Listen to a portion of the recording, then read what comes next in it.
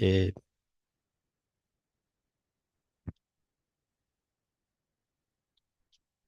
bueno, como definición de mecánica corporal, Berman en el año 2013 dice que se trata de la disciplina del funcionamiento correcto y armónico del aparato músculo-esquelético en coordinación con el sistema nervioso, ¿sí? Toda la actividad de la vida diaria, los ejercicios, necesitan, ¿no es cierto?, de que haya una correcta coordinación, tanto del sistema musculoesquelético como del sistema nervioso. Del sistema musculoesquelético, lo que en sí realiza son los movimientos, las acciones, pero el que envía las órdenes es el sistema nervioso. Por eso es necesario que exista una coordinación entre estos dos sistemas. La alteración de uno de ellos puede provocar la dificultad en lo que se refiere a la actividad. Todo esto con el objeto de mantener el equilibrio, la postura y una alineación corporal adecuada al levantarse, al inclinarse, moverse y al llevar a cabo las actividades de la vida diaria. Nosotros lo vamos a aplicar diariamente porque la actividad diaria se corresponde muchas veces con lo que son las necesidades básicas de cada uno, que son alimentación, eliminación, descanso, sueño, ejercicio. Entonces, prácticamente siempre vamos a estar teniendo en cuenta lo que es la mecánica corporal, especialmente en lo que es la postura, el equilibrio y la alineación corporal. Bueno, como habíamos dicho, lo que comprende lo que es la mecánica corporal, ¿sí? Es el sistema esquelético, que son todo lo que sería la estructura ósea del organismo, el sistema muscular, ¿sí? Que son las fibras musculares que permiten que que los huesos se puedan movilizar, ¿sí? La unión entre los huesos es una unidad funcional del sistema musculoesquelético que nosotros lo llamamos articulaciones. Un repaso de anatomía, ¿sí? Después también tenemos los principales músculos que tenemos en el cuerpo humano, que hay músculos que son de gran masa muscular y otros más pequeños. Por ejemplo, como tenemos el trapecio, el deltoide, ¿sí? Los dorsales, los músculos de mayor masa muscular son los que realizan más fuerza dentro de lo que sería el sistema musculoesquelético. Y los que son más finos, más delicados, realizan menos esfuerzo, pero sí realizan actividades que son delicadas y finas, ¿sí? Si nosotros quisiéramos levantar un peso, tenemos que utilizar los músculos más fuertes, ¿sí? O los de más masa muscular. Y si queremos realizar una actividad delicada como escribir o, por ejemplo, controlar los signos vitales, como sería controlar el pulso, necesitamos de una sensibilidad y de unos movimientos un poco más difíciles de realizarlo, que tendríamos que hacerlo con músculos que son más finos. Bueno, también tenemos los músculos de la parte anterior, ¿sí? En el cual podemos ver los deltoides, los pectorales, serratos, ¿sí? Los abdominales. Muchos de estos músculos intervienen en la respiración. En los miembros inferiores tenemos el glúteo, bíceps femoral, cuádriceps, ¿sí? Por ahí el tema del glúteo, ¿sí? Es muy importante en el sentido de que nos permite, al ser un músculo grande, junto con el cuádriceps, sostener muchas veces lo que es todo el sistema musculoesquelético, ¿sí? Para levantar objetos.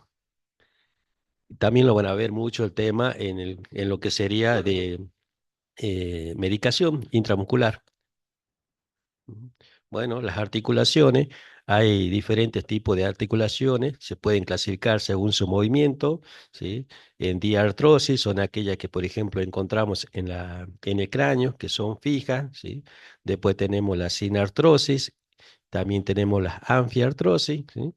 Muchas veces las articulaciones es muy importante conocerla para saber cuál es el movimiento normal, ¿sí? Una, Muchas lesiones se provocan porque esas articulaciones realizan movimientos que no están adaptadas, ¿sí? Hay articulaciones, como por ejemplo la articulación esférica coxofemoral, como vemos en la imagen, ¿sí? De la cadera, permite diferentes tipos de movimientos que ya lo vamos a ver más adelante, cuáles son esos movimientos. Y hay otras que tienen movimientos limitados, como es en lo que son las vértebras de la columna, que el forzar o exigir a esas articulaciones un movimiento anormal provoca lesiones graves que pueden alterar, ¿no es cierto?, las meninges que van por dentro de la columna vertebral, de la médula espinal. Bueno, también hay una clasificación según su forma. Tenemos trocoide, enartrosis, condilia, artroidea, ¿sí? Vamos a ver que también está ahí la silla de montar, que es la típica del dedo pulgar, ¿sí? La troclear, que está en el codo. Bueno, continuamos con las articulaciones, articulaciones de pivote, en lo que sería en el cuello, ¿no es cierto? En el atlas, ¿sí? Articulación, diferentes tipos de articulaciones, que lo vamos a pasar. Bueno, para hablar de los elementos básicos, estos elementos básicos tienen que ver con el movimiento corporal, ¿sí? El movimiento corporal requiere de cuatro elementos básicos. Por un lado, la alineación corporal, la movilidad articular, el equilibrio y la coordinación motora. Antes de hablar un poco de lo que es el movimiento normal, tenemos que hablar de por qué es tan necesario el movimiento normal para una persona, ¿sí? Muchas veces el sujeto de cuidado eh, es una persona que se encuentra en buenas condiciones físicas, pero debido a la presencia de una enfermedad o de un accidente, pasa a una situación diferente, ¿sí? Y esto le disminuye mucho lo que es el autoestima a la persona, ¿sí? Esa persona siente que ya no es independiente, que no puede manejarse por sí mismo y muchas veces puede provocarle una depresión, ¿sí? Y bueno, llega con esa condición al hospital. Y nosotros, ¿qué es lo que tenemos que hacer? Aumentarle esa autoestima, ¿sí?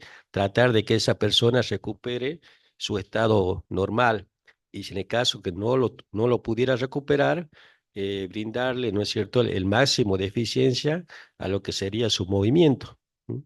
De tal manera de que esa persona pueda tener una mejor calidad de vida.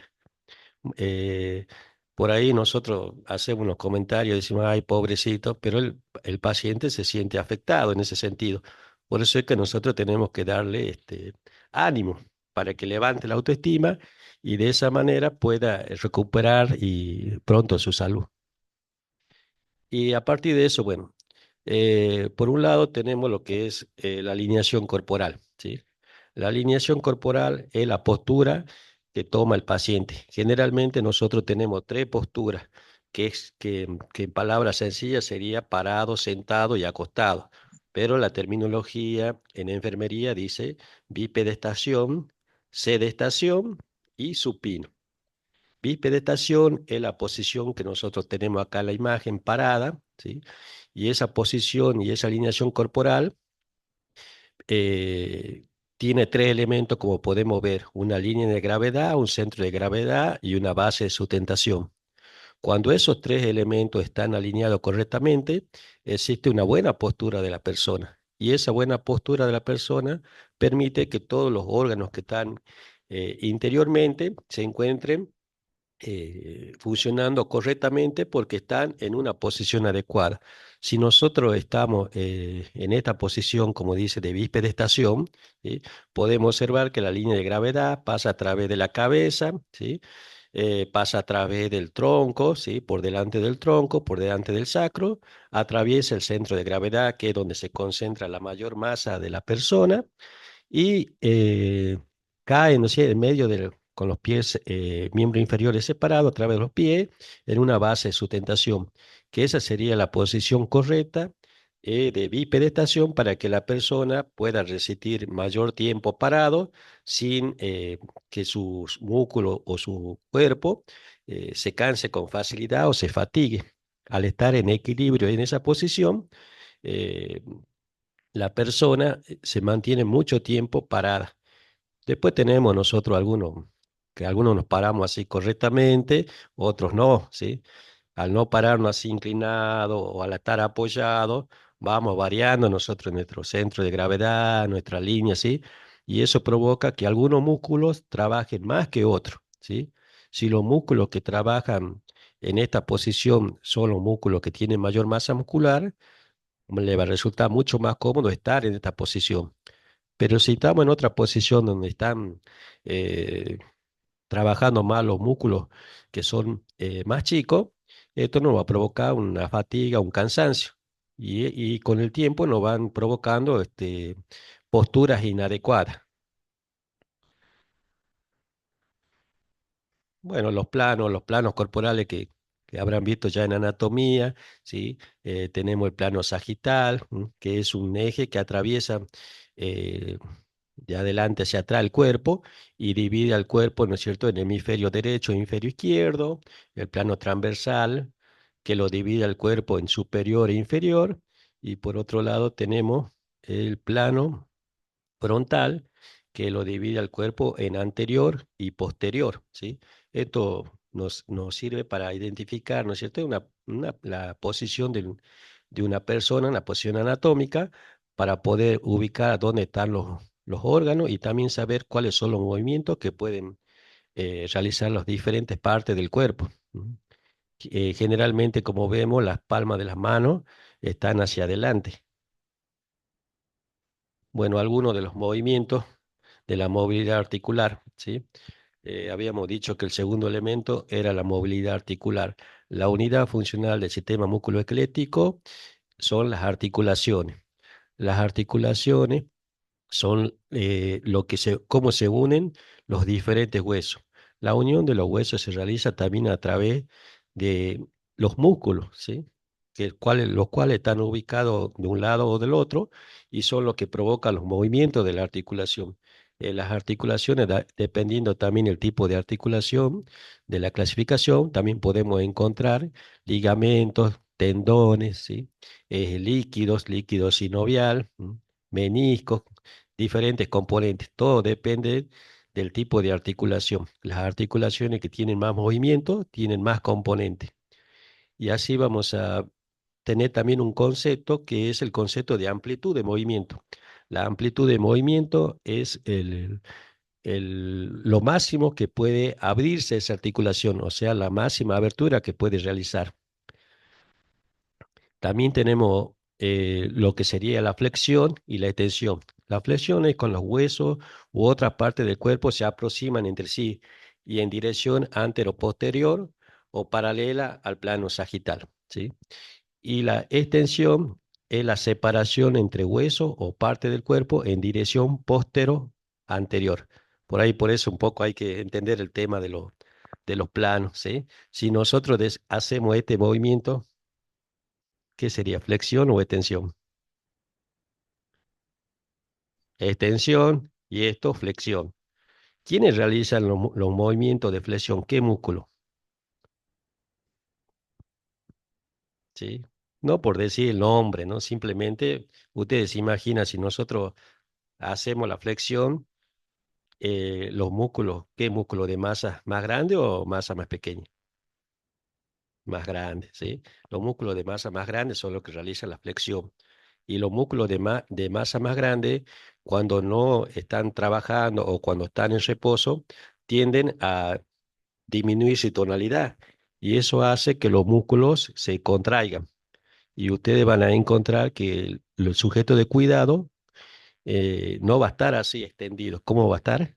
Contraído, ¿sí? Inclusive sus miembros inferiores, sus miembros superiores pueden adoptar la posición fetal cuando esos movimientos no se realizan. De ahí la importancia de que nosotros tengamos siempre la tonalidad de los músculos, ¿sí? De un paciente que no se mueve o que está en cama.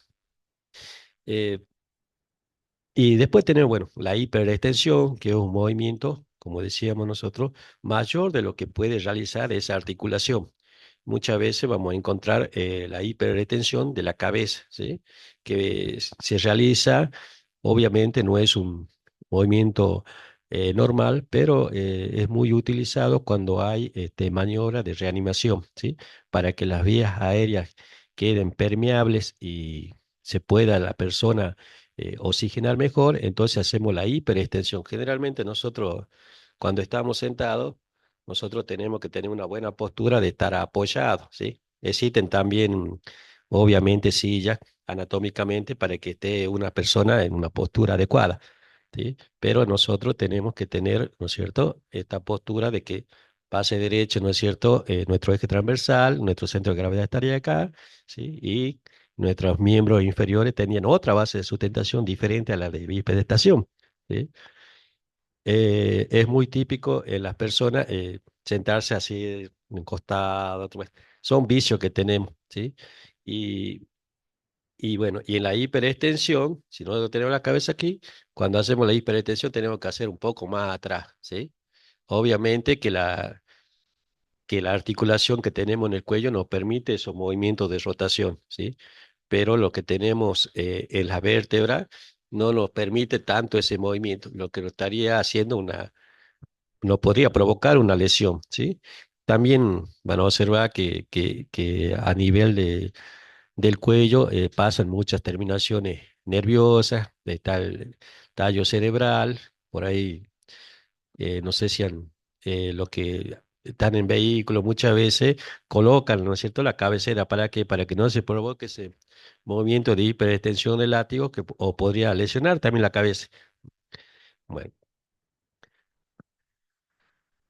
Bueno, después tenemos otros movimientos que nosotros cuando separamos del cuerpo los miembros lo llamamos aducción, ¿sí? Con B, y cuando lo aproximamos hacia el eje central o al plano medio del cuerpo, aducción. ¿Sí? Bueno, por ahí la terminología es importante para cuando nosotros estamos en la práctica, decir, bueno, vamos a hacer un movimiento de aducción, ¿sí? De flexión, de extensión, de hiperextensión, ¿sí? Eh, la- lo- mm. También tenemos otros movimientos como son la eversión y la inversión, ¿sí? La eversión es un movimiento del centro de la planta del pie hacia afuera, ¿sí? Del plano sagital. Y la inversión sería el movimiento de la planta del pie hacia adentro. Muchas veces, como habíamos dicho primero, tiene que haber una coordinación entre el sistema musculoesquelético y el sistema nervioso. Cuando hay una alteración en el sistema nervioso, eh, eh, los mensajes hacia el mismo organismo hacen que esté descoordinado y pueden adquirir estas posturas, por ejemplo, de eversión e inversión. Siempre van a, por ahí nosotros podemos. Vamos a hablar un poquito de la terminología. Bueno, por ahí no sé si han escuchado alguna vez de los ACV, de los accidentes cerebrovasculares. Al haber una alteración, ¿sí? El paciente toma una posición de descorticación, ¿sí? Descorticación, están todos los movimientos así para adentro, como si de eversión, ¿sí? Y después hay otra que si la afección es a nivel del cerebro, cerebelo, el paciente dice que está en una posición de descerebración, o sea que las manos están así hacia afuera. ¿Sí? Es muy típico eso cuando ustedes observan un paciente que tiene un problema neurológico, que adopte una de estas dos posiciones, ¿sí? De descorticación, que estaríamos hablando de eversión, o de descerebración, y estaríamos hablando de inversión. También tenemos las posiciones de pronación y supinación, ¿sí? Según la posición anatómica normal, si la palma de la mano está mirando hacia arriba, hablamos de pronación, y de supinación cuando la palma queda mirando hacia abajo, ¿sí? De ahí van a ver también más adelante lo que es la posición prona y la posición supina. Por eso decimos nosotros, si hablamos de supinación, significa, en este caso hablamos de la mano, pero si estamos hablando de todo el cuerpo, el paciente, ¿cómo estaría acostado? ¿Boca abajo o boca arriba? Boca arriba. Supinación. Pronación, boca abajo. ¿Sí? Acá hace referencia a la mano, pero nosotros cuando tenemos con todo el paciente eh, acostado, por eso decimos posición supina, cuando está con su dorso en el colchón. Y pronación, boca abajo. Bueno, los otros movimientos que serían de rotación, ¿sí? Cuando los miembros giran alrededor de un eje. Y de circundación, ¿sí? de circundación es otro movimiento que aparte de girar en su eje, lo hace en forma cónica, ¿sí? Hacemos así, ¿sí? Que obviamente que tienen que ser, para que tener este tipo de movimiento, una articulación esférica, ¿sí? Que comprende muchas más partes. La, los diferentes movimientos dependen de las articulaciones, por eso es necesario conocer qué tipo de movimiento tienen las articulaciones. Acá vemos, por ejemplo, la circundación del tronco, circundación del cuello, circundación de hombro, ¿sí? Circundación de muñecas. Todos estos movimientos se pueden realizar en un paciente a la vez antes de realizar una actividad física o de ejercicio. Permite, ¿no es cierto?, que todos los músculos eh, se relajen, ¿sí? Y entren en calor también, porque no podemos nosotros ir a realizar cualquier actividad física, sí que los músculos no han sido previamente calentados y elongados, ¿sí? Y si nosotros hiciéramos eso, no podríamos provocar lesiones al paciente y a nosotros mismos también, ¿sí? Por eso es importante de que antes de que uno comience una jornada de trabajo, se relaje, haga los movimientos necesarios, ¿sí? Por ahí ocurren emergencia y nosotros salimos rápido y nos lesionamos, ¿sí? Por realizar movimientos que no están adecuados. Bueno, otro elemento que interviene en el movimiento normal es el equilibrio, y el equilibrio está muy relacionado con el oído, ¿sí? El oído tiene tres partes: la cóclea, el vestíbulo y los canales semilunares. En los canales semilunares hay líquido, ¿sí? Y células sensitivas, células ciliadas sensitivas que envían mensajes directamente al tronco encefálico. Cuando nosotros movemos la cabeza, ese líquido interno también se mueve, y ese líquido es el que le indica a nosotros si estamos en una posición de equilibrio o no. Envía rápidamente esa respuesta al tallo encefálico, y el tallo encefálico automáticamente y en forma rápida envía las correcciones al organismo, de tal manera que la persona, si se está cayendo, se vuelve a parar de nuevo o trate de equilibrarse.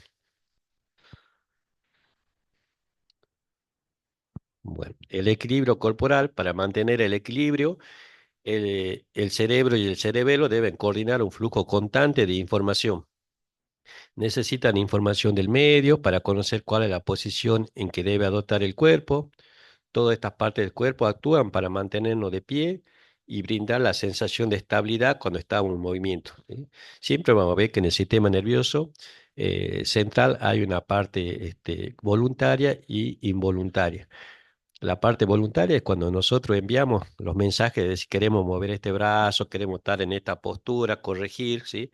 Y la parte involuntaria, como le había dicho recién, directamente las células envían la información y el tronco encefálico corrige las posiciones.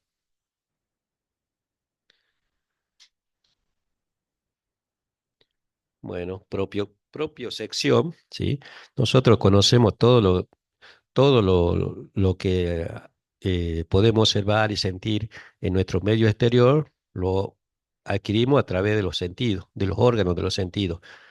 Pero ¿cómo sabemos nosotros lo que está dentro de nuestro organismo? ¿Sí? Si, si en qué posición estamos, si, cómo, si sentimos calor, frío, ¿sí? La propiocepción es una propiedad que tiene nuestro organismo de saber informar todo lo que ocurre dentro de nuestro organismo, ¿sí? Si nosotros cerramos los ojos, la propiocepción es la que le dice que nuestro cuerpo está sentado, ¿sí? O nuestro cuerpo está en tal posición, ¿sí? Mucho se trabaja ahora con la propiocepción debido a que la propiocepción tiene como se dice, dentro de lo que es el cerebro, queda una información guardada, ¿sí? Si nosotros desarrollamos habilidades por, por decir, por ejemplo, de cargar una jeringa, ¿no es cierto? Hacer, como se dice, la reconstitución del medicamento, ¿sí? Esa habilidad después la podemos realizar aún sin verla. ¿Por qué? Porque la misma propia presión va haciendo que adquiramos esa habilidad, ¿sí? Por eso hay que trabajarla mucho, ¿sí? En los pacientes se trabaja mucho porque al estar el paciente mucho tiempo encamado, pierde esa habilidad, no sabe, como siempre está acostado, por ahí no sabe si su cuerpo está sentado y por ahí se puede parar y marearse y caerse. Ha perdido esa habilidad. ¿No? Mientras que las otras personas por ejemplo, que realizan actividades más de élite, como los gimnastas, todo ello, trabajan mucho. ¿Por qué? Porque le queda la información. Cuando se están por caer, su mismo cuerpo responde rápidamente y evitan esas caídas. ¿Eh?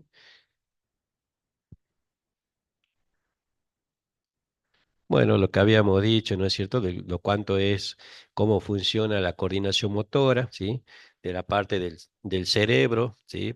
Tenemos la parte de la corteza y tenemos lo que es el tronco encefálico, ¿sí? Generalmente las informaciones, eh, con respecto a los movimientos voluntarios, llegan a la corteza, ¿sí? La corteza pasa la información al cerebelo, quien envía una orden, una respuesta a la columna o los nervios aferentes, ¿sí? Y esto nos permite a nosotros que podamos movilizarnos, caminar, correr, ¿sí? Si hay una alteración en estos sistemas, eh, ahí existe la descoordinación, ¿sí? Tanto para caminar o para sentarse. Bueno, lo que es ejercicio, ¿sí? Habíamos dicho que es importante el tema de la actividad física y el ejercicio, pero bueno, hay una diferencia entre lo que es actividad física y ejercicio. Actividad física es el conjunto de movimientos corporales que promueven la salud. Y el ejercicio es un tipo de actividad física que se define como un movimiento corporal planificado, estructurado y repetitivo que se realiza para mejorar la salud y mantener la buena forma física con el objeto de alcanzar un estado de salud óptimo, ¿sí? Nosotros tenemos que dentro de lo que es nuestro organismo una parte mental y una parte física. Es por eso tan importante que el patrón de actividad y ejercicio requiere que nosotros realicemos actividad física. Esta actividad física, muchas veces nosotros creemos que, bueno, dice, salí a caminar, hace una buena oxigenación, eh, nutrir bien nuestro cuerpo, ¿sí? Y no, muchas veces no nos da tiempo. Decimos, bueno, yo voy a la UNCE y vuelo, ya caminé, ¿sí? Pero eso no es la actividad física, ¿sí? La actividad física comprende que caminar tranquilo, oxigenar bien nuestro organismo, que los músculos trabajen adecuadamente, ¿sí? El tema de lo que es la respiración, ¿sí? Inspirar por la nariz y expirar por la boca, ¿sí? Pero tranquilo, no así apurado ni haciendo dos o tres actividades a la vez. A eso se refiere la actividad física. Eso es lo que promueve la salud, tanto para ustedes como para los pacientes, ¿sí? Muchas veces se solucionan los problemas con el solo hecho de respirar, ¿sí? Por ahí, cuando usted está nervioso, le dicen, pues respiren profundo, ¿sí? Detengan por ahí, inspirar, por ejemplo, obviamente por la nariz, ¿sí? Por lo menos 4 segundos. ¿M? Detener 4 segundos y después, ¿no es cierto? Eh, Expeler el aire, pero lentamente, no así, ¿sí? Si no, estaríamos haciendo una respiración superficial, ¿sí? Según la característica de la respiración, lo que no, lo que no permite que se oxigenen bien todas las partes del organismo. Los músculos en sí, para realizar su actividad, necesitan oxígeno, ¿sí? Por eso cuando nosotros hacemos una flexión, ¿sí? Tenemos que hacer, junto con la flexión, una inspiración. ¿Así? Así sería el video. Y cuando hacemos la extensión, ¿sí? Siempre cuando uno va a hacer actividad física, los profesores nos dicen eso. Por ahí no le prestamos mucha atención, pero es lo ideal. Bueno. Después, bueno, está el ejercicio que por ahí nosotros queremos hacer, nos falta en cuanto a la postura, nos falta en cuanto a la alineación corporal, al movimiento, entonces necesitamos de un tipo de ejercicio especial para poder que esa parte muscular se adecue a nuestro sistema. Bueno, hay ejercicios de diferente tipo, según el tipo de contracción muscular, isotónico, isométrico y isocinético. Los isotónicos se obligan a un músculo a realizar un movimiento soportando un peso estático constante. ¿Sí? Tienen que ver mucho con lo que es, ¿no es cierto?, levantar una pesa, ¿sí? Hacer movimiento, caminar, también puede ser correr. ¿Sí? Lo isométrico, hay una tensión de un músculo y su mantenimiento en una posición estacionaria al tiempo que se mantiene la tensión. No es tanto el movimiento de la articulación en este caso, ¿sí? Lo que sí es que la masa muscular haga la presión. Es muy típico lo que es cuando nosotros hacemos las flexiones de brazo, ¿sí? Simplemente, ¿sí? Eso es lo que hace que la masa muscular se incremente. Y los isoténicos, que es de velocidad y la intensidad se mantiene constante a lo largo de todo el movimiento, ¿sí? Cuando corremos permanentemente, podemos hacer, ¿no es cierto?, que eso haya velocidad y también haya una intensidad. Obviamente que si nosotros controlamos los signos vitales de estos tres tipos de ejercicio, van a variar, ¿sí? ¿Cómo estarán, por ejemplo, en el caso de los isotónicos, por decir la frecuencia cardíaca? ¿Qué dicen ustedes? ¿Está aumentada, disminuida? ¿Sí? Está aumentada, ¿sí? En los isométricos varía poco porque en realidad está en esa posición como que haciendo fuerza. Y en los isocinéticos, ¿cómo está la frecuencia cardíaca? ¿Cómo se dice cuando está aumentada la frecuencia cardíaca? ¿Ah? Sí, taquicardia, ¿sí? Taquicardia o taquifinia también, ¿sí? Depende de ustedes dónde controlen el pulso. Bueno. Bueno, ahí vemos otra vez los ejemplos de los ejercicios, ¿sí? No, después también tenemos la clasificación de los ejercicios según el uso de la energía, aeróbicos y anaeróbicos, ¿sí? Los ejercicios aeróbicos, su fuente principal de energía es el oxígeno, ¿sí? O sea, nosotros para hacer ese ejercicio necesitamos principalmente de la inspiración y de la expiración, ¿sí? Y los anaeróbicos, ¿sí? Cuando el ejercicio es muy como una maratón, como una carrera, por ejemplo, de 100 metros, ¿sí? No llega muchas veces a nosotros poder inspirar y expirar. Entonces, el cuerpo necesita de otra fuente de oxígeno, que son, por ejemplo, el glucógeno, la glucosa, ¿sí? Que forman con el tiempo el ácido láctico y permiten que podamos realizar estos ejercicios anaeróbicos. Bueno, dentro de lo que son los beneficios del ejercicio, bueno, el sistema musculoesquelético, habíamos dicho que eh, los ejercicios mantienen la tonalidad de los músculos, ¿sí? También permiten que las articulaciones tengan su amplitud adecuada, eh, las masas musculares tienen fuerza, ¿sí? En el aparato cardiovascular, el sistema cardiovascular es necesario para todo que haya una buena oxigenación. Esa buena oxigenación se va a realizar si hacemos actividad física, ¿sí? Eh, los ejercicios permiten que haya una buena presión arterial, ¿sí? En el aparato respiratorio, ¿sí? La expansión pulmonar, ¿no? Se va a evitar que se junten secreción en la parte respiratoria, en el aparato digestivo, ¿sí? Si nosotros realizamos ejercicio, también eso nos da más apetito y eso nos permite que nuestro sistema digestivo funcione adecuadamente y nuestros movimientos peristálticos se conserven y no ocurran alteración en la eliminación, como por ejemplo el estreñimiento, ¿sí? Si una persona está mucho tiempo en cama, no hace actividad física, con el tiempo se estriñe la persona. ¿No? Bueno, después en el sistema metabólico, ¿sí? Muchas veces en los pacientes diabéticos que necesitan mantener su glucemia normal, la actividad física es muy recomendable para ellos, ¿sí? Lo que le permite no tomar tanta medicación y mantener niveles adecuados de la glucemia. Lo mismo existe en el sistema urinario. Hay generalmente una éstasis urinaria, o sea, siempre quedan residuos urinarios y estos, si no son eliminados, si no hay actividad física, con el tiempo provocan infecciones urinarias. En el sistema psiconeurológico, en los temas que tiene que ver mucho con la salud mental, ¿sí? De la distracción, de que por ahí la persona que no realiza actividad física permanece un poco más sedentaria y generalmente esto tiende a provocarle depresión a la persona.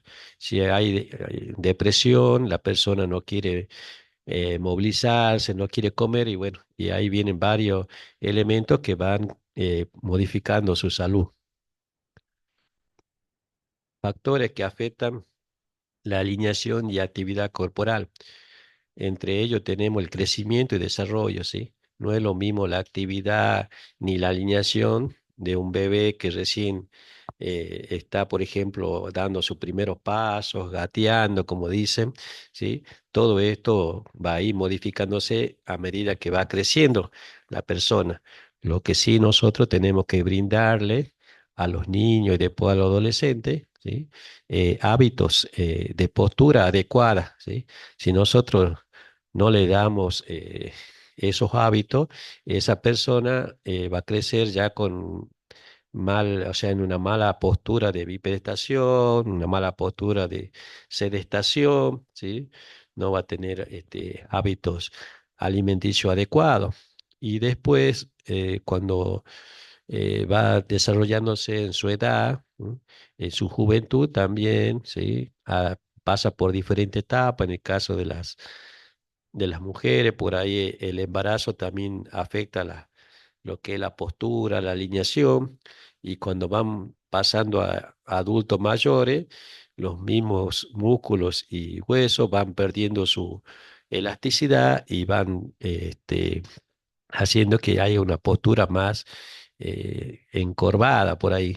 Y de ahí es importante por eso que la persona permanentemente vaya haciendo este patrón, ¿no es cierto?, de actividad y ejercicio en la medida que lo pueda realizar, para que tengan un mejor eh, estilo de vida. La nutrición también, ¿sí? La nutrición es muy importante. Si para hacer actividad física se hace eh, lo que es la utilización de energía, y la energía viene de lo que es la nutrición, ¿sí? Para todo lo que es reparación, la nutrición es importante en cuanto a los nutrientes, ¿sí? Especialmente a las proteínas, que es lo que principalmente alimenta el sistema muscular. Valores y actitudes. Los valores generalmente nos dan nuestra propia familia, ¿sí? Sin, por ahí el tema de ejercicio en nuestra familia no es tan importante el ejercicio, nosotros crecemos ya con esa conciencia de hacer poco ejercicio. Y hay otra familia que, bueno, que la postura, la presentación, ¿sí? Es muy importante. Todos los días salen a correr a la mañana o todos hacen un deporte. Bueno, hay otra familia que no, que son más de actividades sedentarias, de ejercicio, de poco ejercicio, que más del estudio, de jugar juegos de mesa, ¿sí? Tiene que haber un equilibrio en todo eso, ¿sí? No, no solamente la parte intelectual, sino la parte física. Y bueno, y la actitud de cada uno, ¿no es cierto? La disponibilidad para realizar esas actividades, de querer hacerlo o no querer hacerlo, ¿sí? Hay otros factores externos, como son los lugares adecuados para realizar la actividad. Ahora se han creado muchas plazas o muchos lugares donde nosotros podemos salir a caminar, ¿sí? O depende del lugar donde nosotros vivamos. Por ahí hay lugares que no podemos salir a caminar porque nos roban todo. Entonces, bueno, hay que tener que, sí, hay que buscar también los lugares o también alguna vez el clima. Acá en Salta es lindo el clima, sí, se puede salir bien. Hay otros lugares que es frío, muy, o muy caluroso y bueno, y uno transpira mucho y si uno transpira mucho, obviamente se deshidrata. Y es importante que lleven, por eso, a todas las personas que realizan ejercicio, que lleven agua, ¿sí? El agua es uno de los elementos que constituyen nuestra célula más importante, pero tiene que ser agua, no otras bebidas, ¿sí?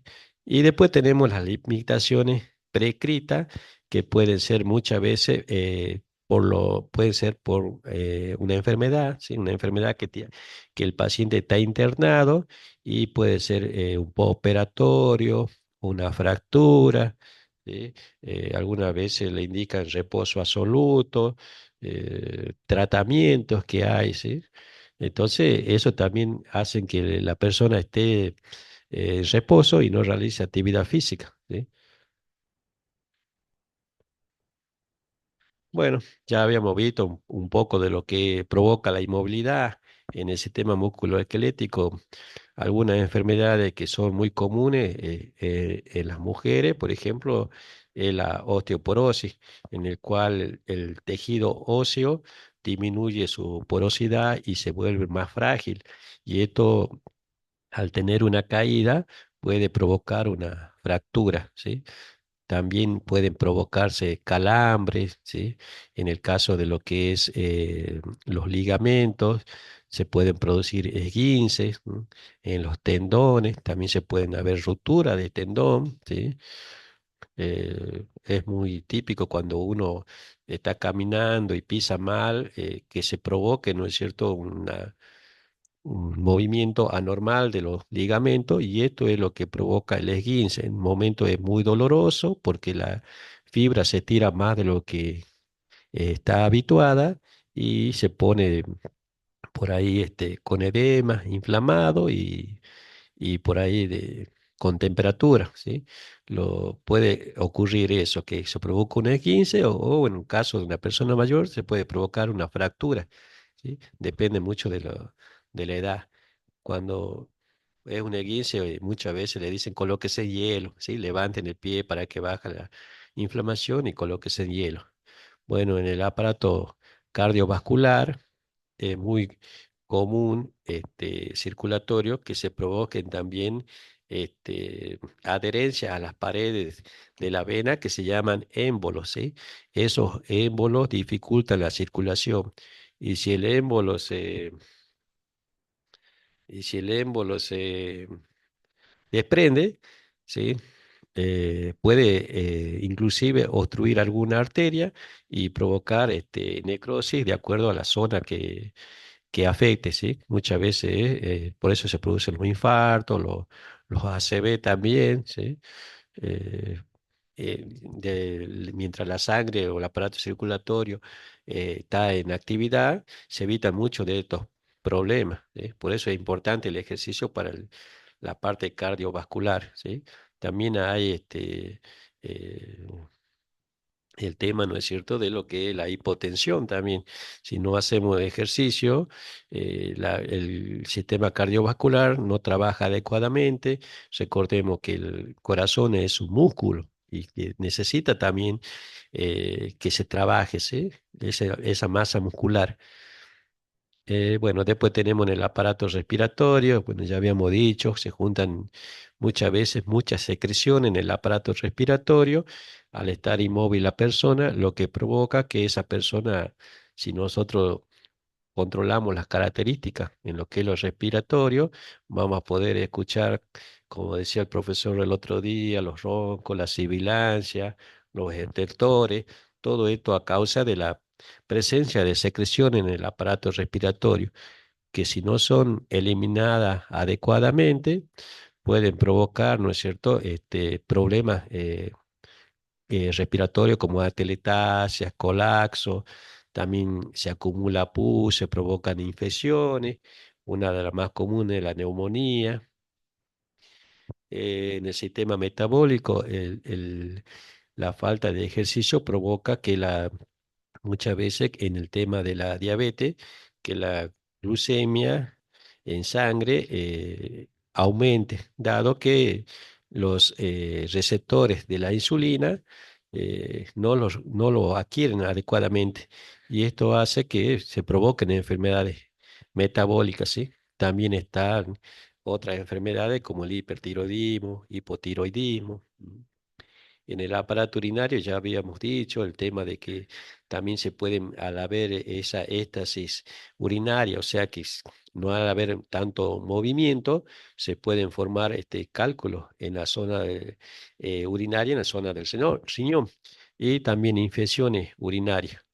Y bueno, en el aparato digestivo habíamos hablado un poco del tema de lo que era, al no haber ese peristaltismo adecuado, lo que es muchas veces el estreñimiento. En la piel es nuestra primera capa de protección y tiene que estar siempre en buena tonalidad, turgente, ¿sí? Limpia. Por ahí la piel es un órgano que nos protege, pero el estar muchas veces en una misma posición puede producirse heridas o laceraciones que con el tiempo se complican, lo que nosotros le llamamos muchas veces UPP, ¿sí? Las úlceras por presión, ¿sí? Si una persona está inmóvil en una misma posición mucho tiempo, la disposición de los órganos y el peso de las diferentes componentes del sistema musculoesquelético o saliente ósea provocan que esa piel se lesione. Y después el sistema psiconeurológico, ¿sí? La falta de movilidad hace que pierdan mucho, que tenga la persona muchos problemas, especialmente en lo que son la memoria, la atención, ¿sí? La toma de decisiones. La persona al no estar en la actividad con las mismas, lo que normalmente realiza, se ve disminuido. Por ahí ustedes van a ir a verlo al paciente y le van a decir, es un hombre, Martín López, sí, le dice, pero tanto tiempo que está en cama, por ahí no está bien lúcido. Por eso el tema de la identificación del paciente. Bueno, hasta acá estamos con la parte uno. Si tienen alguna pregunta,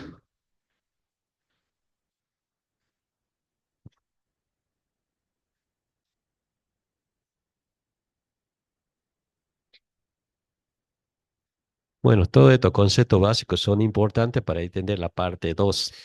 ¿Mm?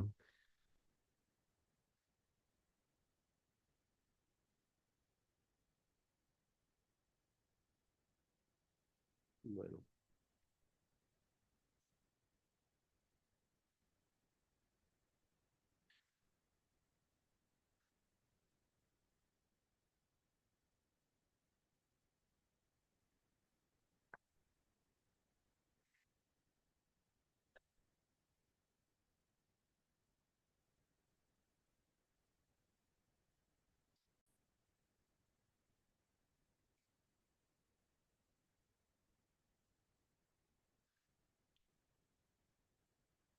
Bueno, recordamos otra vez lo que es mecánica corporal, disciplina que trata del funcionamiento correcto armónico del aparato musculoesquelético en coordinación con el sistema nervioso, ¿sí?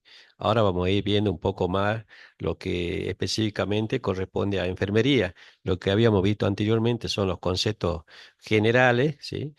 Para que podamos nosotros comprender por qué es necesaria la mecánica corporal. El objetivo en realidad de la mecánica corporal es evitar lesiones al paciente o también al personal de enfermería, ¿sí? La utilización correcta del sistema musculoesquelético en coordinación con el sistema nervioso central evitaría, ¿no es cierto?, de que se provoquen lesiones, tanto para el personal como para el paciente, ¿sí? Bueno, obviamente que para nosotros identificar cuáles son los posibles problemas que tiene el paciente, pueden ser estos pacientes reales, problemas pueden ser reales o potenciales. La única manera de identificarlo es a través del proceso de cuidado de enfermería, ¿sí? Por un lado es importante, por eso, comprender todos los conceptos teóricos para poder eh, expresarlo y hablar con terminología, ¿sí? Eh, Por otro lado, tenemos los patrones de valoración de Gordon, que nosotros habíamos dicho que el patrón de ejercicio, actividad de ejercicio, sería el patrón 4. Bueno, tenemos que realizar la valoración y a partir de ahí hacer esa planificación de cuidado. Esto ya es un pequeño repaso. Lo que respecta a la actividad y reposo, el dominio 4, ¿sí? Nosotros encontraríamos dentro de ello en la clase 2 a la actividad ejercicio, ¿sí? Siguiendo lo que es la taxonomía Nanda, ¿no? ¿Vamos hasta ahí o están perdidos? Bueno. Nosotros necesitamos identificar problemas de salud del paciente, ¿sí? Y los problemas de salud que nosotros identificamos pueden ser reales o pueden ser potenciales. Los reales son los que están presentes en el momento. Esa identificación para nosotros, así como los médicos hacen sus diagnósticos, para enfermería también tenemos los diagnósticos de enfermería. Y estos diagnósticos que están acá son los más comunes que se presentan en los problemas en los pacientes que tienen dificultades en el patrón 2. Y por eso hablamos de deterioro de la deambulación, deterioro de la bipedestación. Por eso es que le decía que es importante que sepa la terminología. Si no, uno dice deterioro de la bipedestación, ¿qué será? Pero al saber qué es bipedestación, ya no identificamos que son problemas, ¿no es cierto?, de la postura, de estar parado el paciente. Deterioro de la habilidad para la traslación, deterioro de la movilidad en cama, deterioro de la movilidad en silla de rueda, deterioros de la movilidad física, deterioro de la sedestación, ¿sí? Y el riesgo de síndrome de desuso, ¿sí? Cuando una persona no realiza ninguna actividad física, obviamente todo los músculos, la masa corporal y la fuerza se van perdiendo y esto hace, ¿no es cierto?, que se provoque ese riesgo de síndrome de desuso. Cuando hablamos de riesgo es algo potencial, o sea que tenemos que evitar que se provoque eso, ¿sí? Y la única manera de evitar es realizando acciones que prevengan esa actividad, ¿sí? Todas esas intervenciones o tareas, ustedes las encuentran en el NIC, ¿sí? Bueno, antes de, como toda valoración, nosotros vamos a tener que hacer una observación, una entrevista, un examen físico para detectar cuáles son los problemas, ¿no es cierto?, relacionados con la actividad y el ejercicio. Principalmente eso, esa entrevista va a estar orientada a si esa persona realiza todas sus actividades de la vida diaria. También con respecto a la tolerancia del ejercicio. La tolerancia al ejercicio, tolerancia es la capacidad que tiene el cuerpo, ¿no es cierto?, a una determinada, en este caso, actividad que sería el ejercicio. Siempre que hablamos de tolerancia, significa que el cuerpo puede realizar esa actividad sin tener ningún problema adverso, ¿sí? Eso es la tolerancia. O sea, que si el paciente está en cama y camina y se agita o le aumenta la frecuencia cardíaca, decimos que no tiene esa tolerancia a la actividad, ¿sí? Entonces hay que disminuir su actividad. Primero habrá que hacerlo sentar, hacer unos ejercicios que sean sentado en la cama y así vamos probando la tolerancia, ¿sí? Muchas veces el paciente nos va a decir, no, si yo puedo ir y voy al baño solo. Va al baño y vuelve y se cae, ¿sí? ¿Por qué? Porque no hemos probado esa tolerancia. Hace poco nos pasó a nosotros en el hospital, el paciente se quería levantar, era una paciente que tenía una obesidad y muchas veces por su autoestima, como le digo, de querer realizar independientemente de su cosa, dijo, bueno, me voy a levantar. Cuando volvió, ¿sí? No se pudo parar. Y bueno, y nosotros lo tuvimos que ayudar y levantar. Pero como era una paciente obesa, se imagina que una sola persona no lo va a poder levantar. Y es ahí donde por ahí nosotros necesitamos de la mecánica corporal. ¿M? Bueno, el examen físico, ¿sí? Lo que es la postura, la marcha, las limitaciones de la movilidad, la marcha y la fuerza muscular. Bueno, habíamos hablado un poco de lo que es la diferente postura. Vamos a ver si. Bueno, acá está un resumen de todo lo que estábamos diciendo, ¿no es cierto?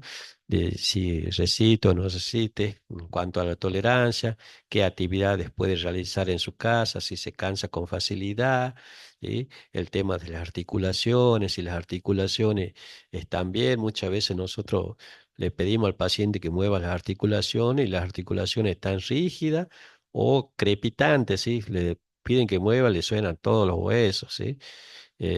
Si tiene fuerza, si tiene tono muscular, ¿sí? Muchas veces podemos tener un buen aspecto, una buena postura, pero no tenemos fuerza, ¿sí? Depende mucho de las enfermedades que le afecten a la persona. Y bueno, ya acá tenemos también con respecto a lo que es los patrones, ¿no es cierto? El patrón alterado, algunos signos físicos como cansancio excesivo, hipotonía muscular, claudicación, pulsos periféricos. Si el pulso está disminuido es porque no hay una buena circulación y esa buena circulación provoca una falta de oxigenación de los músculos y eso hace que muchas veces la persona no pueda movilizarse y puede haber parálisis, paresia. Hay problemas, ¿no es cierto? Si tiene problemas de equilibrio, de inestabilidad, con respecto a su capacidad, si la capacidad funcional está adecuada o no. Muchas veces hay una escala también para esto, que es una escala que se basa en las actividades de la vida diaria. Si realiza actividades con respecto al ocio, ¿no? Si es habitual, si siempre está aburrido, ¿sí? Hay que ver también el tema del paciente, si la parte de entretenimiento, ¿sí? Muchas veces la persona eh, trabaja mucho y no se entretiene, ¿sí? Y eso es la fatiga que tiene permanente.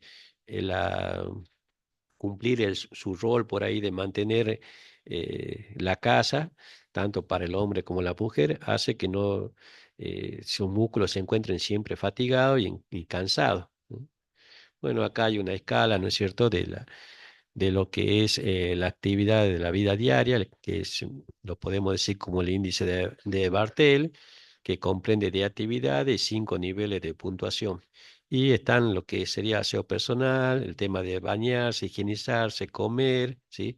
El tema de eliminación, ¿sí? Que sería usar el retrete, si puede subir escalera o no, ¿sí? Si se viste solo o necesita la ayuda. El control de diuresis, control de catarsis, el tema del desplazamiento, si se maneja en silla de ruedas o si está en cama, ¿sí? Todos estos indicadores nos pueden decir a nosotros qué tipo de acción de enfermería requiere este paciente. Según Dorotea Oren, nosotros tenemos los sistemas de atención. El sistema totalmente compensatorio es que el paciente necesita todo, ¿sí? Todo de las necesidades básicas hasta la parte de respiración, todo lo tiene que hacer la enfermera por el paciente, que eso es, bueno, en nuestra práctica no creo que se dé, pero sí se da mucho en los pacientes que están en la terapia intensiva, ¿sí? Que necesitan la asistencia respiratoria mecánica, el tema de alimentación con sondas nasogástrica, el tema de eliminación con sonda vesical, ¿sí? Todo. Y después hay otro sistema que es el parcialmente compensatorio, que es lo que nosotros vamos a encontrar más habitualmente en la sala de clínica médica. O sea, el paciente nos colabora a nosotros y nosotros tenemos que colaborar en algunas actividades que él no puede realizar por sí solo. Y el último sistema, que es el de apoyo y educación, en el cual nosotros tratamos de brindarle educación de cómo tendría que realizarse su actividades y también apoyamos a las familias, porque la familia siempre está presente y tenemos que tener en cuenta que el paciente no siempre va a estar internado. En algún momento se va, le dan el alta y su tratamiento continúa en la casa. Y si no educamos a la familia, a la otra semana vuelve el paciente otra vez con un montón de consecuencias que por ahí el trabajo que habíamos realizado con él resulta negativo. Por eso es importante que la persona que lo acompaña reciba también esa información. Bueno, un poquito de lo que hablábamos hace rato de la alineación corporal. Ahora vamos a observar cuál es la posición de bipedestación correcta, que es la figura A, ¿sí? Mientras que en la figura B vemos, ¿no es cierto?, que ya la línea de gravedad no atraviesa la base de sustentación en su parte media, ¿sí? Y la posición está un poco más adelantada y esto hace que las diferentes partes musculares estén trabajando más excesivamente, ¿sí? Ahí podemos observar, ¿no es cierto?, cómo ese paciente, si la línea de gravedad no coincide junto con el centro de gravedad y la base de sustentación, esa persona tiende a perder el equilibrio y tiende a irse hacia adelante, ¿sí? Muchas veces la marcha de las personas mayores, de los abuelos, tienden a caminar así para adelante, así, a hacer pasos cortitos para mantener el equilibrio. Y nosotros por ahí lo escuchamos y decimos: "No, ahí viene el abuelito, no, ya está por caer". Muchas veces sí, y no, sí se siente así. Muchas veces cuando uno ve eso, necesitamos un poco ampliar esa base de sustentación y los abuelos lo hacen con un elemento accesorio como son los bastones o también los andadores que tenemos en el hospital y bueno, eso ayuda a que pueda tener, ¿no es cierto?, una mejor alineación corporal. Y bueno, está la otra posición de sedestación, ¿m? Que nosotros podemos observar cómo tiene que estar, ¿no es cierto?, la columna vertebral, ¿sí? Y es muy típico ahí, el típico del celular, ¿sí? Que están mirando hacia abajo, ¿sí? No es la posición y con el tiempo eso crea un vicio en el sistema muscular, que después siempre van a estar así, ¿sí? Y entonces tengo que tratar así, ¿sí? Y hay muchas posiciones para leer, para cantar, que nosotros tenemos que estar así, ¿sí? Es muy difícil después corregir, ¿sí? Si se corrige, siempre ustedes van a ver que en los gimnasios por ahí hay espejos, ¿sí? Esos espejos son para corregir nuestra postura, nuestra posición. Si nosotros al vernos en el espejo decimos: "Ah, estoy", ¿ah? Muchas veces creemos que la posición de nuestro cuerpo está correcta, ¿sí? Pero no es, ¿sí? Muchas veces es necesario por eso verse en el espejo. Nuestra propia sección no nos está informando bien, ¿sí? Nos está dando una posición a lo mejor fuerte, pero a la vista de los demás no lo es. Bueno, y bueno, la marcha es necesario que para conocer si el paciente deambula bien, es necesario que el paciente camine en la pieza, por lo menos donde está en la unidad del paciente, ¿sí? Y ahí nosotros vamos a poder observar si el paciente tiene un buen equilibrio, si sus caderas se mueve bien, si pasa los movimientos, ¿no es cierto?, el peso del cuerpo cuando dado diferentes pasos adecuadamente, ¿sí? Lo que es esta valoración, ¿sí? Eh, si no existe una buena marcha, obviamente que algunos sistemas no van a estar funcionando adecuadamente. Nosotros siempre vamos a observar que los pacientes, cuando vamos al hospital, vamos a encontrar todo cubierto, ¿sí? Con sábana. Y, y muchas veces los alumnos no lo destapan a los pacientes, ¿sí? Lo controlan los signos y se van. Entonces, hay que tratar así, mientras uno va controlando los signos, valorándolos, ¿sí? Preguntándole si camina, si va al baño, ¿sí? Si necesita ayuda para deambular. Y no ha dado el caso que alguna vez vamos y le decimos: "¿Camina?". "Sí, sí, camino", dice. Y después vamos y el paciente le faltaba una pierna. Y el alumno no lo observa porque nunca lo destapó. Y así, ¿no? Así pasan muchas cosas. Aspectos y movimientos de las articulaciones, ¿sí? Acá podemos ver que la enfermera, ¿sí? Eh, Muchas veces las articulaciones, cuando una persona no puede moverla, necesita que le ayuden en los movimientos, ¿sí? Esos movimientos son movimientos que la enfermera hace porque la persona no lo puede realizar, de extensión, de flexión, de rotación, ¿sí? Cuando la persona lo puede realizar, entonces nosotros vamos probando la tolerancia, le vamos diciendo que si puede hacer esto, bueno, primero que se siente, ¿sí? Si vemos que puede mantener esa postura de sedestación, recién tenemos que decir, bueno, que se pare, ¿sí? Si vemos que la postura de bipedestación, recién tenemos que hacer que deambule, ¿sí? Porque muchas veces nosotros decimos, lo levantamos rápido y el paciente sufre esa pequeña disminución de presión y se marea o cae desmayado, ¿sí? Entonces, por eso hay que ir probando la tolerancia.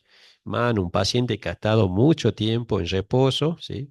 Muchas veces hay pacientes que, por lo menos en el Hospital del Milagro, hay muchos pacientes que están en terapia, ¿sí? Y están en terapia y están en cama. Y después cuando ya se recuperan, pasan a la sala de clínica médica y ustedes lo van a recibir ahí. Esos pacientes pueden estar lúcidos y mentalmente creer que sí pueden caminar, pero cuando lo hacen, ahí sienten que no pueden. Por eso es necesario para ustedes, ante cualquier duda, ir probando esa tolerancia, ¿sí? Ahora, si ustedes ya lo han visto caminar, obvio que no vamos a ir a probar, ¿no? Por eso hay que ver el criterio. Y bueno, lo que habíamos dicho, hay limitaciones del movimiento, como que los pacientes pueden tener dificultades, como por ejemplo en este caso que vemos que el paciente está con oxígeno, ¿sí? Lo que nosotros podemos observar ahí es una cánula nasal ahí colocada en la nariz. Mm, eso significa que el paciente a los controles de los signos vitales, lo que sería la saturación, necesita, ¿no es cierto?, de un elemento accesorio que lo, que lo pueda, ¿no es cierto?, llegar a saturar normalmente. ¿Cuánto era la saturación normal?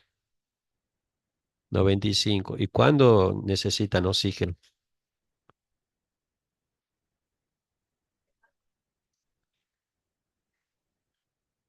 Profe, Menos del 70%. pregunta de parcial eso, ¿no?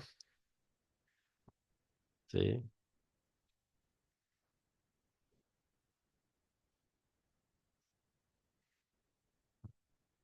ahí está mejor, dice profe. Repasen, ¿no? Repasen porque sí, obviamente que si hay un paciente que tiene cánula nasal es porque no oxigena bien, ¿sí? Y si no oxigena bien, no va a poder realizar los movimientos. Por eso es una limitación, ¿sí? Siempre que controlen los signos vitales, especialmente la oxigenación, tienen que aclarar que es con oxígeno, ¿sí? Póngale que está marcando 95% y si tiene el oxígeno con cánula nasal, tienen que colocar con oxígeno. ¿Y con cuántos litros se está administrando? La cantidad de litros se ve ahí en el flujímetro, como le decimos nosotros. Ya cuando ustedes vayan al hospital lo van a ver. Y eso va a determinar, por un lado, que ustedes controlen bien los signos vitales y por otro lado, que saben qué limitaciones tienen para la actividad, ¿sí? Después, bueno, hay otras limitaciones, como podemos ver ahí también, hay una guía de perfusión, eso significa que tienen una solución, ¿sí? Que la solución pasa a un determinado goteo cuando ustedes, lo que ustedes conocen muchas veces como suero, ¿sí? Que no se dice suero porque es una terminología común, ¿sí? Nosotros tenemos que decir soluciones o guía de perfusión. Cuando nosotros escuchamos que algún alumno o alguna persona dice, me están pasando una solución, uno como enfermero dice, ah, debe ser que ha estudiado en la universidad, porque la terminología ¿sí? Se lo diferencia mucho. Si dice suero, o es una persona normal o estudió en otra escuela, ¿sí? Por eso no es importante la terminología para diferenciarse, ¿sí? Y nos da más profesionalidad, ¿sí? Hay mucha terminología que se utiliza que no son correctas. Bueno, y otras limitaciones pueden ser, ¿no es cierto? Como yo lo había dicho hace rato, traumatismo postoperatorio, ¿sí? Quemadura, que no permite que el paciente puede estar su sistema nervioso eh, central normal, pero la parte musculoesquelética lo impide, ¿sí? Bueno, lo que es masa y fuerza muscular, ya hablamos mucho de lo que era la masa, hacia el masa muscular, el volumen que presentan los tejidos totales del cuerpo, que se corresponden con el músculo. Y la fuerza muscular es la capacidad de un músculo o un grupo de músculos de ejercer tensión contra una carga durante la contracción muscular, ¿sí? Muchas veces hay personas que tienen mucha masa muscular y evidentemente si tenemos masa muscular también tenemos fuerza muscular, ¿sí? No es lo mismo una persona que se entrena, que va a un gimnasio con una buena masa muscular, que por ahí una chica o una enfermera que sea delgadita, que no hace mucha actividad, ¿sí? No va a tener la misma facilidad para movilizar los pacientes. ¿sí? Y entonces lo que pretende la mecánica corporal es eso, que utilicen todas sus fuerzas y su masa muscular de la manera más adecuada. Bueno, lo que habíamos dicho de tolerancia a la actividad, ¿sí? La enfermera lo está ayudando primero a sentarse, ¿sí? También tenemos que ver la lucidez del paciente, ahí se ve que tiene un buen estado de ánimo, que quiere levantarse, que quiere curarse. Hay otro paciente que no, que ustedes lo van a hablar y no se quiere levantar, tan negativo, depresivo. Entonces, bueno, todo eso también hay que valorar y darle ánimo al paciente, no rendirse así tan fácil, ¿sí? ¿No? No decir, bueno, no quiero, bueno, me voy, ¿no? No, hay que ir, tratar de buscarle la vuelta a todo.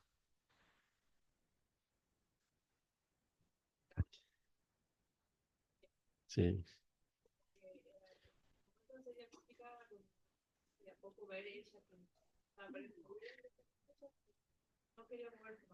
claro.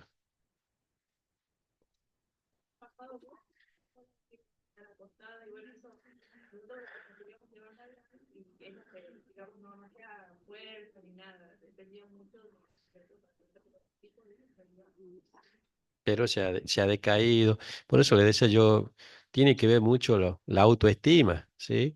Si una persona ha sido muy activa, ese es un, como se dice, un ingrediente muy importante a tener en cuenta para poder reactivarla a la persona, porque la persona que es activa tiene su antecedente de que tiene que trabajar, de hacer cosas, ¿no? Es más fácil sacar a esa persona que una persona que nunca hizo nada. ¿Sí? Pero tenemos que animarla y es como la prueba de la tolerancia, ¿sí? Por un día, como decir, bueno, hagamos esta actividad pequeñita, aunque sea el otro día, vamos aumentando de a poquito, ¿sí? Trabajarlo, como se dice, psicológicamente a la persona porque si no la persona como que se deprime y se ve como que todo su mundo se derrumba, que ya no sirve, que ya como que da lástima de las otras personas, como que antes era una persona fuerte y hoy se ve débil, ¿sí? Pero bueno, nosotros tenemos que tratar de sacarle adelante, de darle ánimo. Y para darle ánimo, nosotros tenemos que tener también una buena autoestima, ¿no? Porque si nosotros somos depresivos, vamos a ir a llorar junto con la abuela y no vamos a hacer nada. Sí, la autoestima es muy importante, ¿sí? Es muy importante, ¿sí?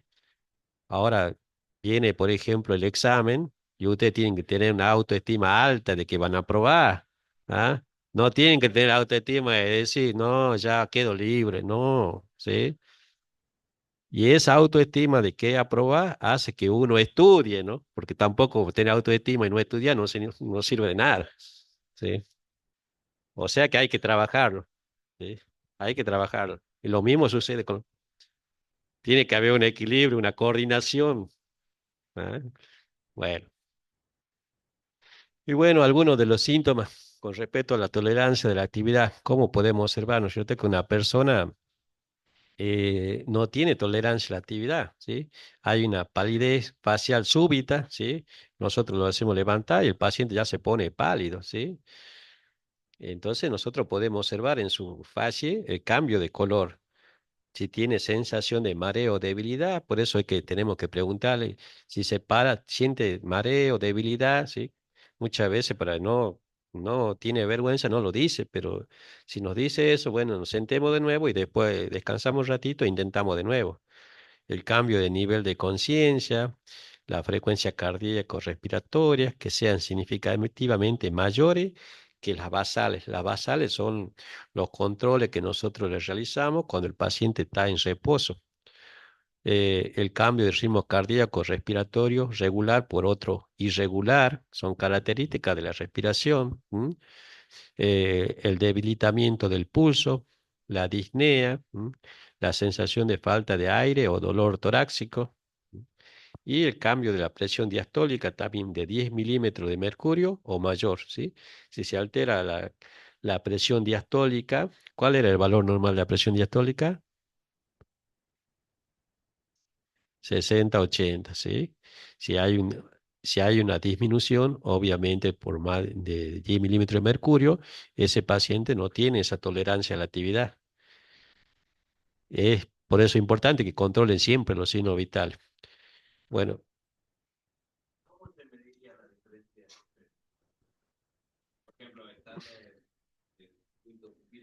mm. Bueno, el tema es de la posición que esté, ¿no? Si está en decúbito supino, vamos a controlar la presión, o sea, cuando está acostado, vamos a controlar la presión después cuando esté en sedestación, ¿sí? Y si está en sedestación, tenemos que controlar en sedestación y controlar después cuando está en bipedestación. Si hay esa alteración, entonces sí podríamos nosotros observar esa diferencia de presión. Pero hablamos de la diastólica, ¿sí? Por eso hay que controlar, supuestamente cuando ustedes vayan a la institución hospitalaria, todos los pacientes están en supino, ¿sí? Pero también pueden, como le dije yo en el práctico, pueden controlar a pacientes que son ambulatorios y a ellos no lo vamos a hacer acostar. Lo ideal es controlarle la presión arterial, posición de sedestación.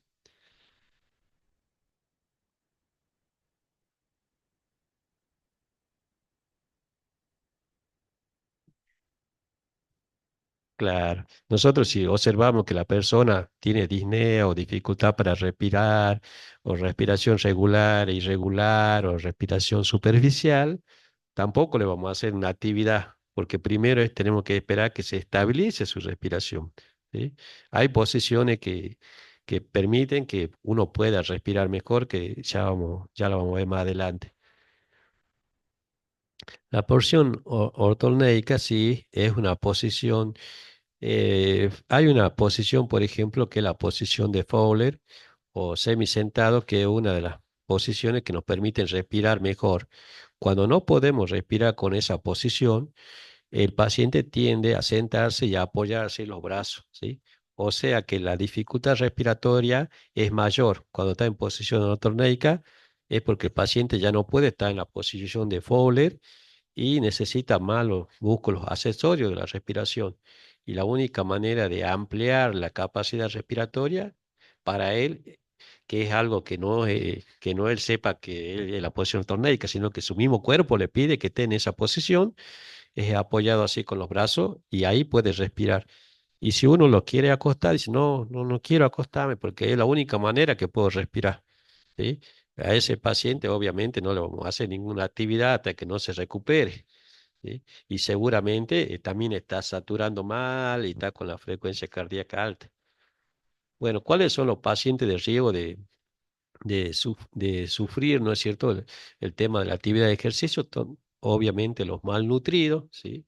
Los malnutridos, todos los pacientes que están desnutridos, puede ser por cuanto los que tienen poca masa muscular, pero también están el otro extremo que es la obesidad, ¿sí? Que la obesidad, el aumento de los tejidos grasos, todo, incrementa mucho, ¿no es cierto? El peso de la persona, muchas veces el sistema esquelético no está adecuado para ese sobrepeso y eso provoca muchos riesgos, ¿no es cierto?, en el tema de lo que es el sistema musculoesquelético. Después, menor sensibilidad al dolor, la temperatura, la presión, esto se da mucho en los miembros inferiores. Cuando hay alteraciones, ¿no es cierto?, no sienten el dolor, pueden provocarse heridas y el paciente no lo siente, la temperatura o la presión, problemas cardiovasculares, problemas neuromusculares, alteraciones en el nivel de la conciencia, que es muy común que el paciente cuando está en coma no puede, ¿no es cierto?, ya ver por sus actividades diarias y esto le provoca, son muchos pacientes que pueden tener riesgo el tema de la actividad. Bueno, con lo que respecta a levantar algunos objetos, como podemos observar, ¿sí? Mientras el objeto esté más próximo al centro de gravedad y al cuerpo, existe menos esfuerzo con respecto a las masas musculares y a la fuerza de los distintos músculos, ¿sí? Eso es lo ideal para poder uno trasladar, ¿sí? Si uno va colocando el objeto más adelante, como en la figura B, se va modificando el centro de gravedad y en el otro caso que está, lo va tendiendo más hacia adelante y el paciente puede perder el equilibrio y caerse con el objeto. Ahora hay objetos como estos, como caja o cosas inanimadas. ¿Cuánto? piensan ustedes que pueden levantar una persona, o sea, como un valor así promedio, ¿no? Por eso digo valor promedio, ¿no? Un valor promedio para todo. ¿Mm? 10 kilos. Bueno, según la Organización de Trabajo, dice que para todo es 25 kilos, ¿sí? Obviamente que es mucho, ¿sí? ¿Sí? Pero estamos hablando de objetos, caja inanimada. Si nosotros levantamos más de esto, obviamente que ya vamos a tener alteraciones en nuestro sistema musculoesquelético. Pero en enfermería, ¿qué dicen ustedes? ¿Hasta cuántos kilos pueden levantar de una persona? Porque esto es una cosa inanimada. ¿Mm?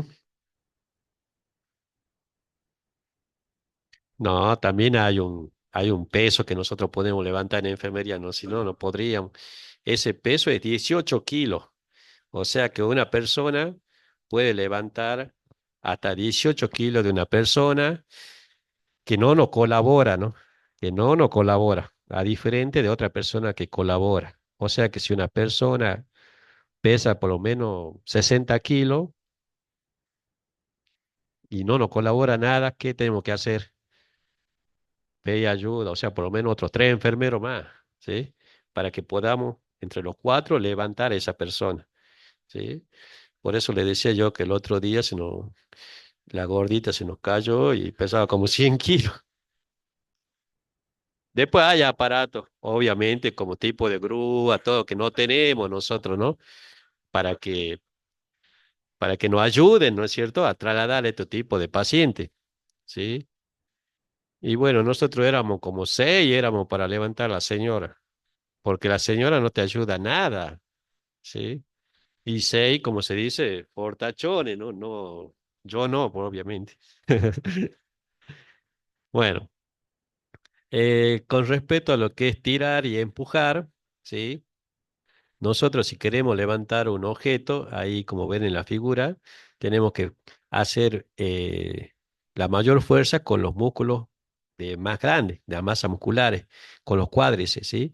Y tratar de acercar el objeto a nuestro centro de gravedad y base de sustentación, ¿sí? Como en el ejemplo de la primera figura, ¿sí? Esa sería la manera correcta. A donde dice no, ustedes ven que la columna hace una flexión que no es la debida y se estaría levantando el objeto únicamente con los músculos de los miembros superiores, que son músculos menores. Y esto, bueno, con el tiempo provoca, como le digo yo, lesiones o si no, le provoca fatiga y después cuando ustedes regresen a su casa llegan cansados, que quieren ver la TV y se duermen ahí nomás, ¿sí?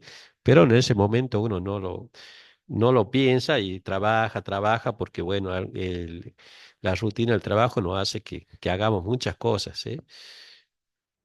Claro, y eso provoca la lesión de la columna o el dolor de columna, por eso y si no el dolor de la columna, hace que se compriman los nervios y le duele la cabeza. Así que usted dice, me duele la cabeza, no sé de qué, porque hay muchas posturas que no son la adecuada.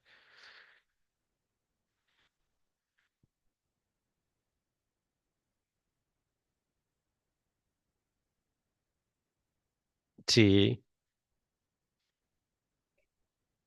sí.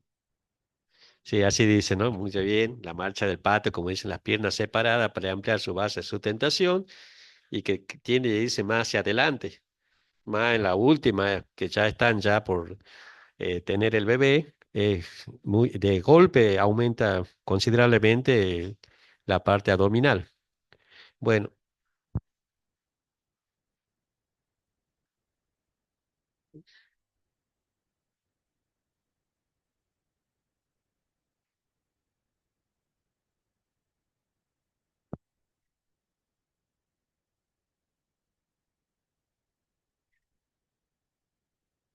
claro, por eso le digo.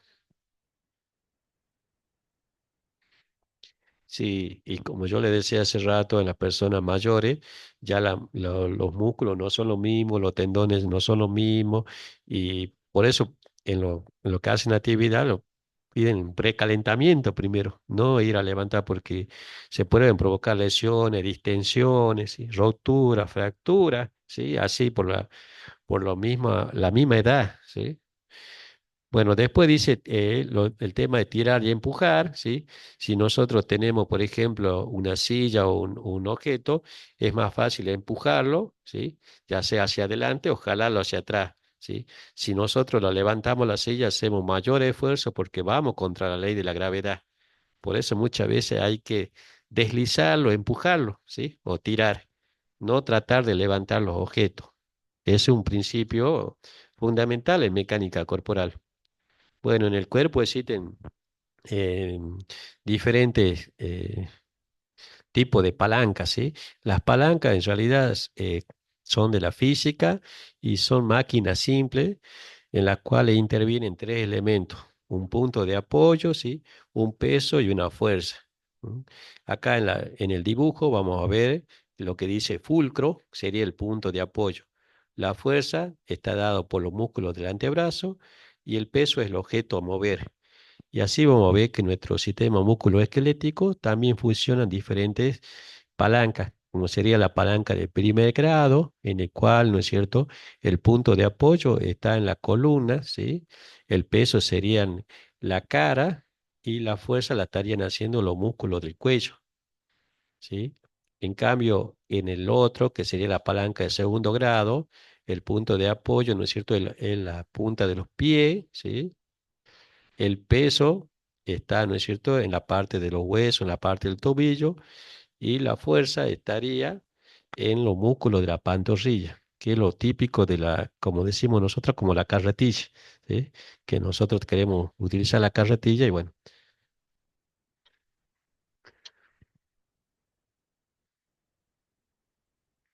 bueno, ya vamos un poquito retrasado.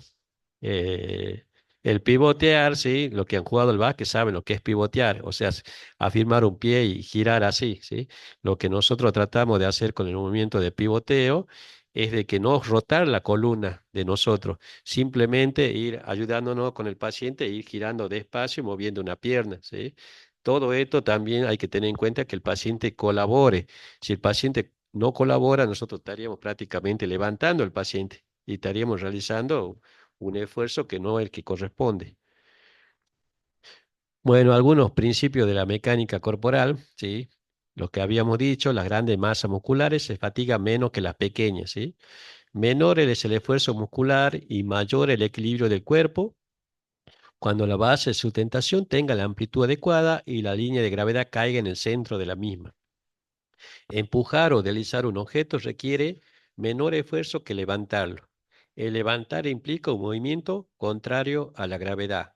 Cuanto más cerca se encuentra el centro de la gravedad del cuerpo al centro de gravedad del objeto que estamos accionando, mayor será el equilibrio y menor el esfuerzo realizado por el cuerpo.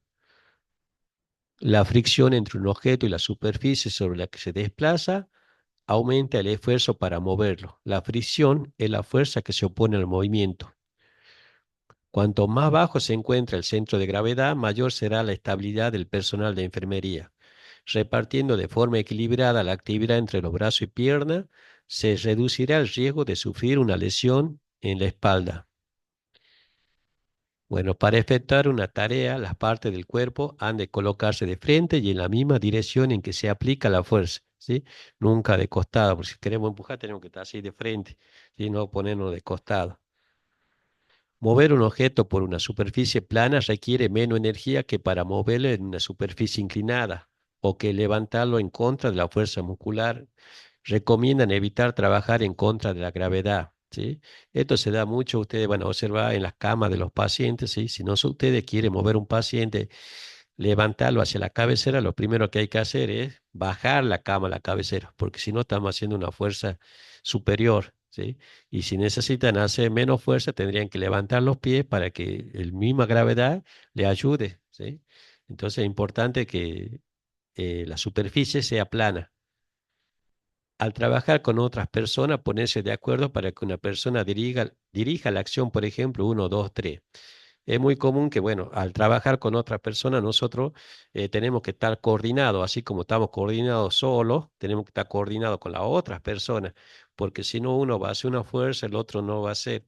Entonces, si son tres personas, generalmente la persona que está en la cabecera del paciente es la persona que va a dar la orden de decir en qué momento la movemos. O sea, la persona que está en la cabecera, cerca de la cabeza de la persona, va a decir, bueno, vamos a la una, a la dos y a la tres y hacen la fuerza en conjunto los tres, ¿sí? Porque si no, uno se adelanta, otro hace, se descoordina, ¿sí? Y esa descoordinación le provoca una lesión a alguno, que ha estado distraído, que no, ¿sí? O al paciente, porque el paciente queda con la cadera a lo mejor para acá o los pies para allá, porque uno no ha hecho fuerza. ¿Sí? Por eso es importante que trabajar en equipo en enfermería, ¿sí? Eh, la institución hospitalaria, el objetivo es la atención del paciente. Nosotros también, ¿sí? No es por ahí no me llevo bien o las peleas que hay ahí, no sabemos con quién vamos a trabajar, pero tenemos que olvidarnos de eso cuando estamos con el paciente. Tenemos que trabajar coordinado, ¿sí? Bueno.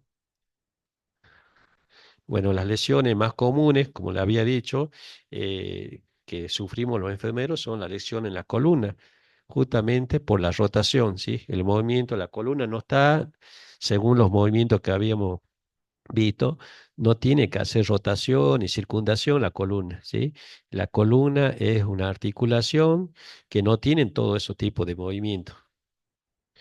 Y es muy común, ¿no es cierto?, que cuando uno se agacha, eh, hace que la columna se flexione en demasía, ¿sí? Es muy también típico que cuando tengan que levantar la cama, ¿sí? Nosotros, la mayoría no se agacha, no se hace, no se pone inclusive, sino ahí demás, ¿sí? ¿Sí?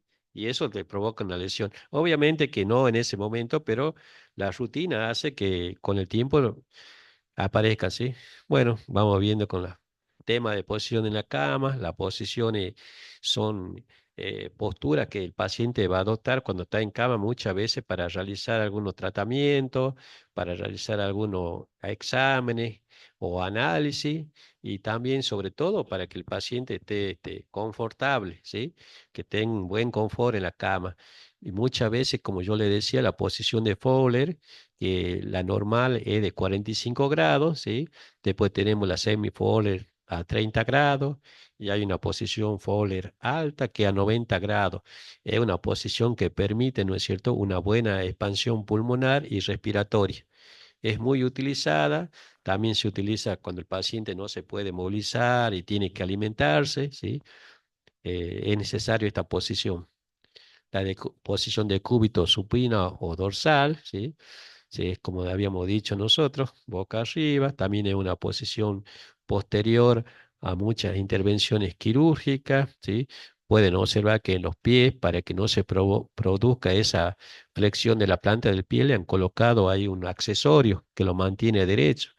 También se colocan almohadas, ¿no es cierto?, para que los talones no rocen la cama. Esa almohada que están ahí en la pantorrilla. También se pueden colocar almohadas debajo de la columna para que la columna mantenga sus curvaturas normales y también en la cabeza, ¿sí? Todos los accesorios que sea necesario para que el paciente esté lo más confortable posible. La posición de cúbito prono, lo mismo. Pueden observar también la colocación de la almohada en los pies para que las puntas de los dedos del pie no choquen contra el colchón y esto evita que la piel se lastime, ¿sí? Hay también almohada, ¿no es cierto?, en la cabeza. Es una posición en cual los miembros superiores están a un lado y la cabeza está lateralizada. Así como también es confortable el mucha cantidad de tiempo en estas posiciones también le provoca contractura, ¿sí? Así que también esto, por eso hay una rotación de posiciones. Hay otra posición que la de cúbito lateral, como pueden observar, ¿sí? Una pierna flexionada, la otra estirada, ¿sí? Esta es con apoyo, hay de posición de cúbito lateral derecha, de cúbito lateral izquierda, una posición ginecológica es muy utilizada en los exámenes, por ahí el médico le dice colóquela en posición ginecológica, ¿sí? Por, por ahí nosotros tenemos que saber, por eso por tema de exámenes, o por ahí estamos en consultorio o en alguna sala. eh, Bueno, la posición de zinc, que es muy similar a la posición de decúbito lateral. Esta posición es muy utilizada para la aplicación de enema, ¿sí? Posición de zinc izquierda, ¿sí? Hay otras posiciones que no son tan conocidas, por ejemplo, la posición de Trendelenburg, en la cual los miembros inferiores están más elevados que la cabeza, ¿sí? También cuando hay hipotensión es muy común que para que se recupere la presión baja, se levanten los miembros inferiores. Eso es lo primero que tienen que hacer. ¿Eh? Bueno, después tenemos la posición de Trendelenburg invertida, ¿sí? La cabeza superior. En la cabeza también tenemos una presión que se llama presión intracraneal, ¿sí? Y para evitar que aumente la presión intracraneal, es necesario que no haya mucha circulación, ¿sí? Entonces se ponen en estas posiciones. Y acá está la posición de ortornea, que es su compañera. La posición genitopectoral, que es una posición en cual sí se utiliza mucho para el examen de la zona rectal. Bueno, acá podemos observar que la posición prona ha sido muy utilizada en el tiempo del COVID, ¿sí? Porque permitía mejor oxigenación, ¿sí? Bueno, después hay otros dispositivos que nos ayudan a que el paciente pueda estar mejor. Uno de ellos, obviamente, tiene que ser el colchón, que sea un colchón adecuado, que no sea muy blando, porque por ahí el colchón es muy blando y el paciente se acuesta y toca todo lo que es la cama de abajo, ¿sí? Hay colchones que son muy angostos, que son resbaladizos, los pacientes se deslizan, se caen, ¿sí? Después también tenemos otros colchones que evitan las escaras, como este colchón que está abajo, que se forman como unas pelotitas, ¿sí? Ese es un colchón de aire que tiene un mecanismo eléctrico que hace que se desinflen esas pelotitas, una parte y otra no, y a la vez actúa como masajeando la piel y evita esas lesiones en la piel. Bueno, después hay ese otro colchón que se divide en tres partes porque si es una cama ortopédica, bueno, el colchón también tiene que doblarse de acuerdo a la posición de la cama. Hay otros aditivos o aditamentos que son para sostener en el caso la férula de los pies de los que están fracturados, otros protectores de los talones. Los talones son una de las zonas más frecuentes donde se provocan lastimaduras o úlceras. ¿Eh? Después en la parte de abajo también vemos lo que son las almohadas, cómo la persona le va colocando una almohada en la espalda, porque no se puede sostener por sí solo en esa posición. Entonces una almohada lo alivia mucho para que pueda estar de cúbito lateral. Bueno, las posiciones que pueda adoptar el sujeto encamado, ¿sí? Generalmente de cúbito supino, de cúbito lateral izquierdo, de cúbito lateral derecho y de cúbito prono. Son las posiciones en las cuales se puede ir rotando, ¿sí? Un paciente, para prevenir esas lesiones de piel o lo que llamamos UPP, por lo menos si el paciente no puede movilizarse, ¿no? Estamos hablando de un paciente que es dependiente de nosotros, se tiene que rotar cada 2 horas, ¿sí? Ir cambiando de posición.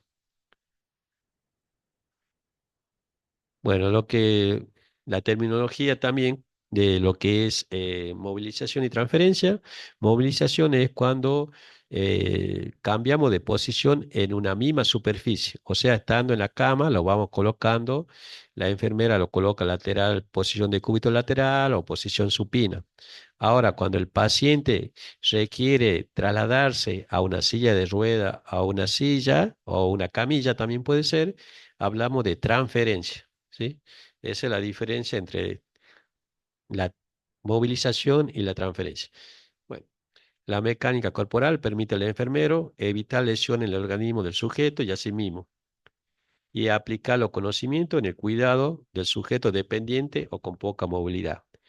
Educar a él y a la familia sobre la importancia de adoptar una buena postura y de realizar movimiento adecuado. Bueno, hasta acá estaríamos. ¿Alguna pregunta? Ya estamos ahí, ya en hora. Por ahí me apresuró un poquito, pero bueno.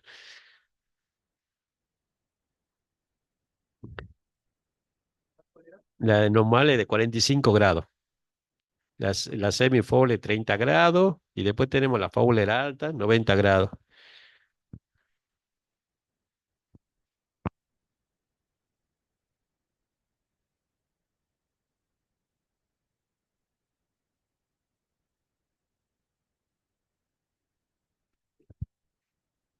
Bueno, muy bien, la bibliografía está ahí visualizada. Fíjense en que está Berman, que es el Cosier, tiene ahí el capítulo de mecánica corporal. Y también está el libro de Potter y Perry, ¿no? Esta tarde, esta noche, tenemos la teoría de eliminación urinaria intestinal a las 20 en el G400. También se va a transmitir por Zoom.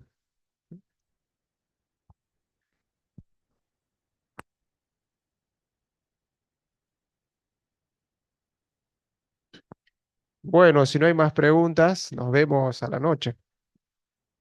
Hasta luego.